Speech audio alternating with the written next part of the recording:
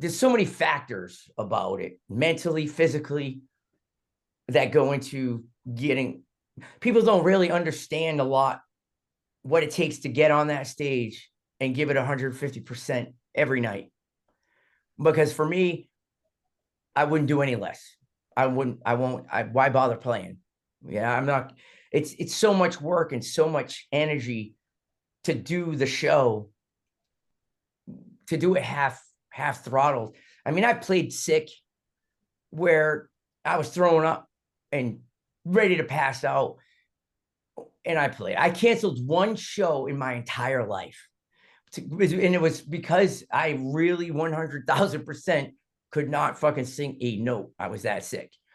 And I was depressed because I never canceled the show. But it happens. You know, so you can't, you know, it's definitely a mental and physical thing. And that's why you'll see a lot of musicians and artists, especially the creatives. And I'm a firm believer, there's kind of like that, there's an interesting difference there. Not everybody might agree with me, but this is what I've seen. You have musicians, and then you have the musician creative, so to say. Like, I know there's so many people that I know that can, you know, they'll go and they'll play with anybody and they're awesome. You know, they can play the jazz gig, the rock gig, and, you know, every weekend on a Thursday or whatever. And that's what they do. And that's their living. And that's amazing. I admire that because I can't do that. I'm not that kind of person. I just don't, because playing for me is such an emotional outlet that if I don't feel it, I'm not doing it. I've turned down some pretty good gigs because I could never sing the stuff. Meaning, like, I'm like, you know, I'm not singing about goddamn dragons and unicorns. No, I'm all set. I don't want to do that. You know, nothing against it, but for me personally, I'm not doing that, you know, and I'm just using that as an example. Sure. And everyone's like, well, look what you sing with Ross. And I go, but that's Manowar. I go, that's a whole different story. I go, I grew up with that. I believe that shit. You're going to blow people's speakers at rock and roll. Yeah, exactly. That's right. You know, I'm killing with power. Let's do it. You know, right. And so, you know, that's kind of that. So when it comes to the back to the mental aspect of it, so you have to see, like, coming from that, what I told you, from the drinking and the partying for years and years and years, and just really being a mental mess and going through the withdrawals of it.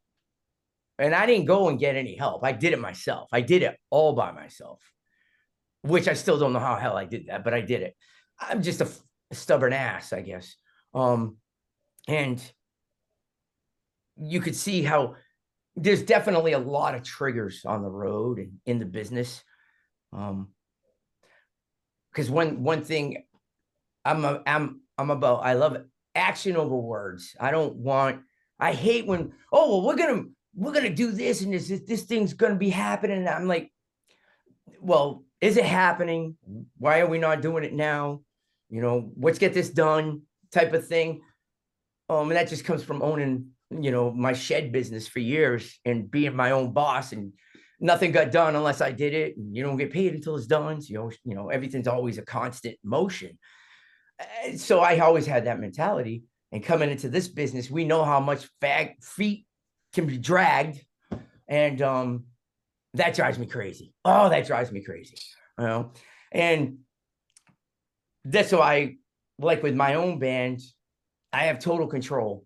And everyone's like, oh, well, you know, I've heard a couple of times like, oh, well, he's really hard to work with because of this and that. And it's kind of interesting because it's not really true. And the truth of that is that I like things to get done. And, you know, if you're not gonna do it, then why are you here? It's kind of like how the business moves too fast to wait, especially now. It moves too fast. You know, the next thing you know, it's a year later and nothing's happened. You're like, oh my God, I'm gonna ram my head into a wall. You know, like last year, because of all the nonsense that's happened, I only did like 7 shows. Now, granted, the 7 shows that I did were epic, so that's cool. But I was home. I wasn't used to being home for 8 years. I didn't know what to do with myself. I mean, I obviously did work, my other work. I started another business doing design and videos and stuff like that, which was great because was a creative outlet as well. But, I got super, super depressed, but I wasn't talking to anybody about it because I had put on this, this, everybody thinks that what's the biggest problem with the internet, right? Is that you only see that part of people's lives, and how true is it, and I only post about pizza or shows that I played, not really post much about anything else. So most people have the illusion, that I'm living the high life or whatever, especially being in a bigger band and all that stuff, and that couldn't be further than the truth. And that was a tough battle as of recently. So it never goes away, no matter what, because perfect example, since we're on the mentality, the whole mental health and well-being thing. When I first got the metal church gig, we took about a year to write and record it, but it really came down to like crunch again. It seems to be a thing. I don't know why. And it's like, oh, well, the record's due in 2 months. We haven't written a note yet. As far as this, well, what are we waiting for? Here we are. Here's a record. I mean, we did it, and I'm very happy with most of it, and that's cool. But getting into the band like that has this insanely legacy of players, I was so stressed out that I became my own worst enemy, because I was like total tense stress all the time. I've never been so stressed in my life, and absolutely out of my mind for the 8 months that we were on the road. Just at the tail end of it was it getting comfortable, but it was such a weight, and I felt like this huge weight of responsibility. I was superly stressed, and it made me it made me very, like, it made me angry, because I was angry that I was living a childhood dream, but I couldn't get out of my own head. I was my worst enemy because I wanted it to be so good and in a certain way that it was starting to become detrimental. It was having a reverse effect, and it made me very edgy. And there was a lot of big things going on. The cycles were bigger than anything I've experienced before, and it was exciting, but it was also stressful. And you're only you're joining this band, so you only have a certain amount of say. It's not all up to you, which drove me crazy to a point, because I want to work, and I want to go. And not everybody could see that. And that became a big issue for me, because I was like, we're cooking here. Let's go. And I dealt with that with all the camps that I was in, is that everybody just kind of like, and here I am going, dude, what's going on? And they're like, dude, relax. It's going to be great. I'm like, no. Because if we're not doing this, we got to be doing that. You got to think 6% out of my mind. And that's just how I work. I definitely pulled it in a little bit, but at the time I felt it was necessary, because we're trying to gain a lot of ground in a short amount of time. And we did. And that was the crazy part. We did, because it wasn't just me. It was other guys in the band that were the same way. And the ball was really rolling. It was cooking, faster than anything that we've ever done before. And like I said, it finally was getting my footing and comfortable. I mean, I never played with the band before at the time, I go to do a Ross gig. You could call me up and go, hey, we're playing such and such next week. I'd be like, yeah, cool, man. I know the material. I don't even need to rehearse with the band. We know what to do. We did it for so long, for so many times. It's just like, a couple of warm-ups and you're cooking. But when you join a band that you never played with before, and you have to build this brotherhood and chemistry, it takes time. But again, it's just like what happened with the roasting. It's trial by fire. You're learning as you go along. You can rehearse all you want in your room. That's the other thing. You can rehearse all you want here in the studio, but as soon as you hit that stage, it's totally different game. Totally different game. Absolutely not the same. And that's a mental fuck. And you're like, oh my God, I had that perfect in the studio when I was rehearsing. And now I don't know what I'm doing. Why? Oh my God, I'm terrible. Why am I doing this? You start to doubt yourself. So the mental battles are constantly there. Now, there's some people that have no issues with any of that stuff. And good for you, because I wish I was that way. But I don't work like that. And so you learn different mechanisms to overcome that. And it's always a work in progress for myself. Everybody's always like, oh, you're all set, you're doing great, you're doing this. And I'm like, man, I'm never not trying to improve or do something or whatever. So that's pretty much what occupies the brain when it comes to that. That was just our cameo appearance, but there you go. So that's for artists, and that was the artist musician thing. We're artists. I don't think I know one artist that isn't depressed. It's not funny, but it's true. I think that's a part of the artist that's just built in. I think a lot of this comes from places of pain, right? And trauma, like a lot of it. Yeah, we're working out.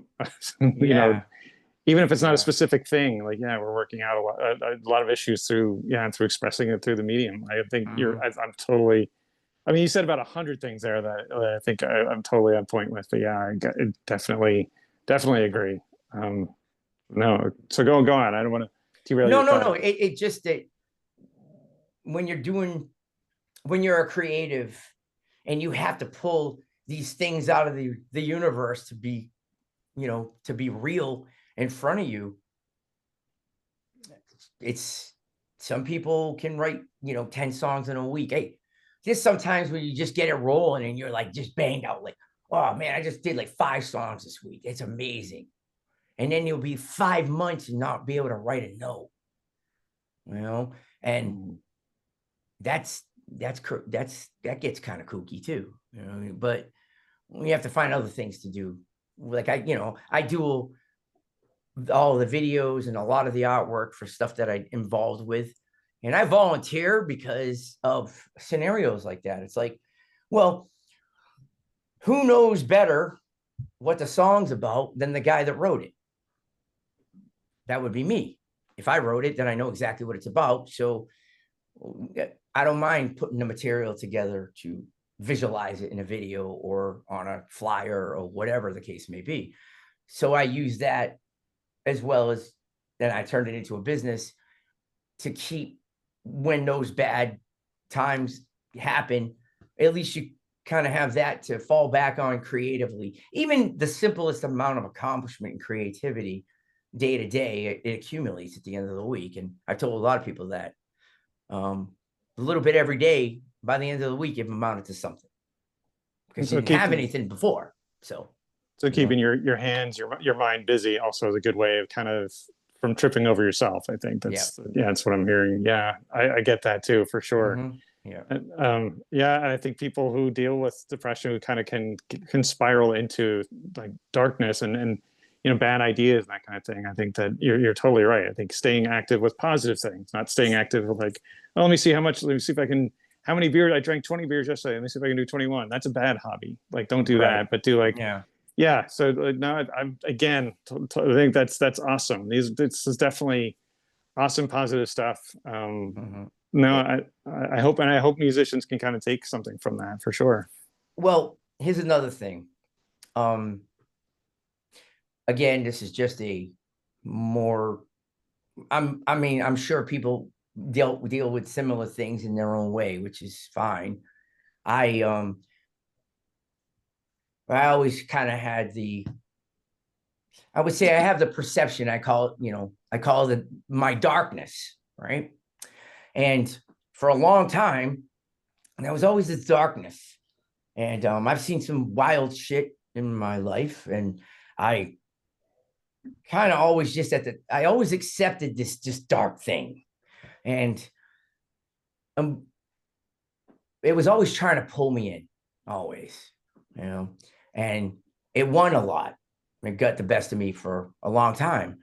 And then when I finally got to that point where, I really was like, I need to change my life. Now, this is before I got any of the gigs. I needed to change my life because I had to find meaning, because kind of at the time I was starting to accept that, you know what, maybe I'm never going to do this. Maybe I'm not going to do this. And I have to accept that if it doesn't happen for myself, well, at least I gave it a hell of a try, for a long time. But that darkness was winning. It was winning. And I always kind of looked at it as like, the darkness was always within this vision here, right? So you could always see it. It was always there waiting for you. And when you would make a mistake, they're right there to swoop in and help you on your way, right? When I finally decided I didn't want to go down that path anymore, that's where the struggle came in. And because it was a constant pull and push. And finally what I did was, metaphorically, so to say, I made a deal. I didn't make a deal with the devil, but I made a deal with my darkness, my own darkness. And I said, well, here's the deal. You're going to hang out back here. And he's all right here all the time. Not on my shoulder, but always right there, or just can't catch it. And I said, every so often, we'll let you come out and play to a degree, and that's pretty much how I've dealt with it. I'll pull them in when I need some inspiration for lyrics and have to go to the dark side for some of that creativity, but you got to be careful, because sometimes you might go down it too far. And I've done that before. So, and metaphorically, it never goes away. It's always waiting for you to make a mistake. You have to learn how to guard yourself from that. And it's pretty much how I can explain, that aspect of dealing with, depression, because that's how it's manifested for me. Depression manifested as my darkness, so to say. It's easier to deal with when you can put it in maybe a metaphysical presentation like that to yourself. I mean, if people out there probably think I'm fucking nuts even saying that, but it's okay. That's your thing. I mean, this works for me, and that's all I care about, because it's for me. All right. No, it's a great visual. Actually, it's a great metaphor. And that's what I think a lot of these mental health things we do are, whether it's a program or whatever, it's a lot about great, like you said, it's a metaphor. It's a way to kind of wrap your head around it and visualize, which is important. If you're just like, I'm fighting a vague enemy, I can't even identify or define. Right. But you're defining it. You're like, this is the darkness. I'm fighting back against this. So that's, well, man, this is, I really appreciate you bringing this, man. This is really real. And I really hope I think a lot of people who've been through this stuff can relate and hear it from you. I said at the top, Marc, it's the real deal. So I really, man, I really appreciate it. All of this. I appreciate you. I know I had said we won't keep you long, but I know we've got to wait.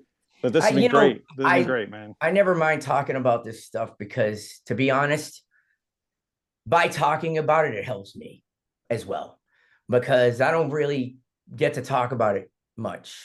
It's not like an everyday subject when you hang out with your friends. You know what I mean? And that's fine. Obviously, don't want that to be the topic of discussion, but to talk about it, sometimes by talking about these things, it almost makes you remember maybe an aspect of it that you had forgotten about. And it's good to remind yourself of these things, especially if you're going through like, oh, well, forget about that. Yeah, that's right. Maybe I need to take my own advice on that or something, and as far as like your cause here for other musicians, and I get asked this all the time. We have to say this all the time. What would you say to musicians today? My favorite answer is don't do it. And everyone's like, well, why would you say that? Because you didn't know. I probably would have said the same thing before, because there's a lot of misery, and there's a lot of failure. There's a lot of self-defeating. It's not glamorous by any means. If you love to play, then play. The other side of the stuff, to do a lot of these things, it seems great on the surface, but it's not always. I always say, the show is the only thing that matters, so to say. The record's the only thing that matters. Doesn't matter what it takes to get there, but that's what matters, because that's the happy place, right? For people like myself, playing in front of all these people, that's the reward. You can't buy that. That's the thing.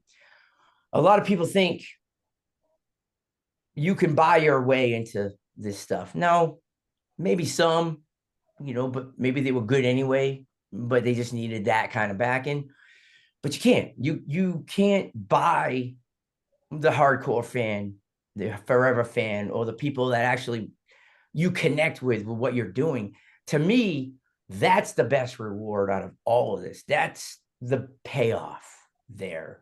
Hence why not being on tour was depressing, because I really fed off of that connective tissue of playing. And it's why I'm always in the audience. When I play, I always try to get out there. No matter what, no festivals ever stop me from getting out to the crowd, no matter how difficult. You can ask anybody that. Because that's the best part of the show, is being with the people and singing with them, and that's cool. But I'm so beyond grateful to have done what I've done, and you can't buy that. I could never pay any money to do that. It just doesn't work like that. I know a lot of people out there and different, organizations where it's always about like, oh, you're going to pay to do this, and you're going to get paid to do that, and you're going to pay to do that.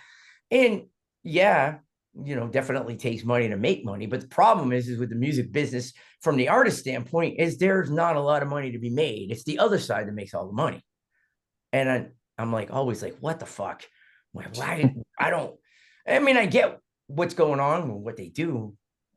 Hence why I started to take a lot of these things on myself, because I was like, why do I got to pay this guy to do something I can do just fine myself? And you'll get a lot of that now more in the business too. It's great to be able to just go and, be the rock star, so to say, and everybody does everything for you. Dude, the funniest thing is we're pulling up to festivals, headlining, I'm lugging my gear, set my gear up, and that's it. I don't want anybody touching my stuff. I'll do it myself. Because it's just how it's been for me my whole life. That's what I'm used to. If I have to go put a hoodie on to go up on a stage, I don't care, whatever. I just have to make sure that my stuff's ready, because I want to make sure the show is going to be the best it can possibly be for the people that are here. So I take that responsibility to make sure it is, And so as far as telling people what to do, as far as the younger people, again, if you want it bad enough, be prepared to just give everything up. Pretty much. I gave up a lot in my life. Was it worth it? Yeah, absolutely. It was. I remember 2016 watching Iron Maiden at Wacken, streaming right from here, right there where those posters are, and looking and going, wow, that must be amazing. 90,000 people. Look at the people. They're going wild. A year later to that day, I was doing it. I would have never guessed in a million years that I would be on that poster for 2017. And I did it. I did it. And if it was the only thing I ever did, I went to the Holy Land and I did it. Everything was a bonus. So is it possible? Yeah, absolutely. Absolutely. If I can do it, anybody can do it, you know? But there's so, was I at the right place at the right time? I was ready. It goes back all the way to the beginning. I was ready for when the opportunity showed itself. And I was ready. I went in, I did it, and then I got the gig. I wasn't even trying for the gig. I got the gig without even knowing. You know what I mean? It was like, that's how it worked. But I was ready for the opportunity. That was the triggering point to make that happen. That's how the universe works. You know, it is tons of opportunities every day, all the time. You have to be ready for it. It's not luck. There's no such thing. There's no luck. You know, maybe if you win the lottery or something, but when it comes to this stuff, it's not luck. You have to be prepared. And it happens to be the thing that thing might require. It might not be. You know, there's a lot of things that I've tried to do that I didn't get, you know, and they're just lessons, or they just didn't fit. And after the fact, you're like, that probably wouldn't have been good anyways. You know, and but consistency, persistence, tenacity, that's the key, you know, just like anything else. But the part of the music business that's hard is that it's shady. It's really shady. There's not a lot of money when you're out there starting. And you really, I don't know. I mean, you can't really have a lot of attachments because you can't throw, at least if I feel that way, you can't throw your attention in too many directions and expect to be always ready for when the opportunity arises. Again, that might not be it for everybody, but that's the general consensus. Every player that I've ever known my whole life that's should have been in the freaking, you know, metal Pantheon,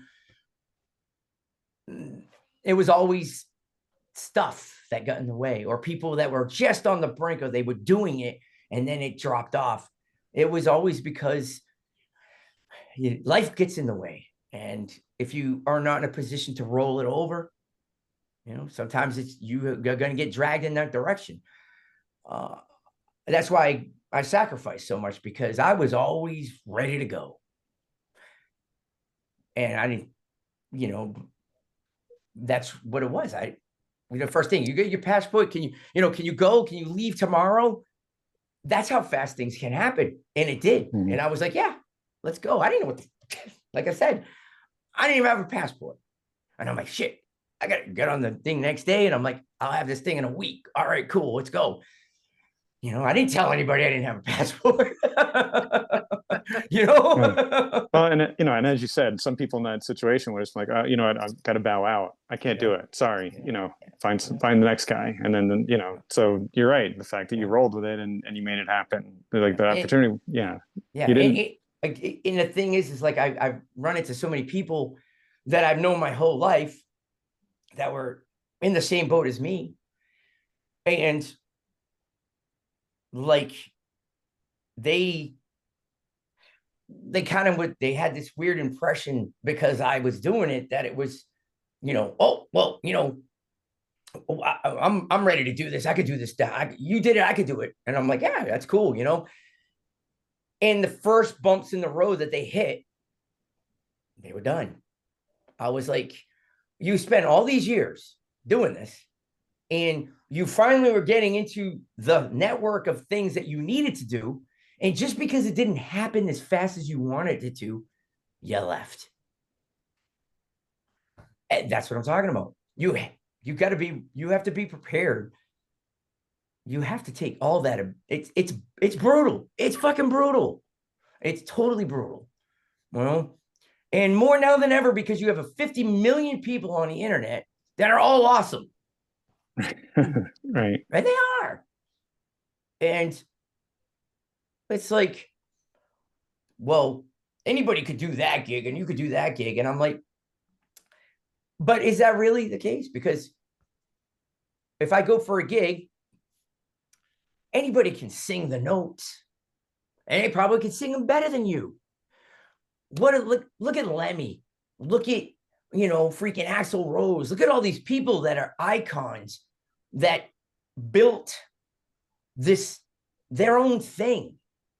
They weren't the greatest at what they did as far as technically, but they were great at themselves, being themselves.